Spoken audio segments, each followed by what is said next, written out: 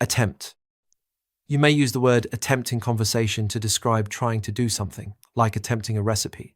In criminal law, however, it is a specific, punishable offence with strict requirements.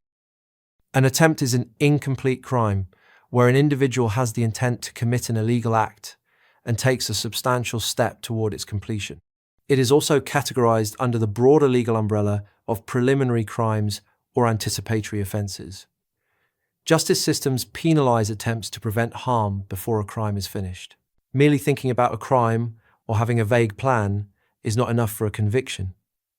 Prosecutors must prove the defendant moved past mere preparation and took a direct, overt action.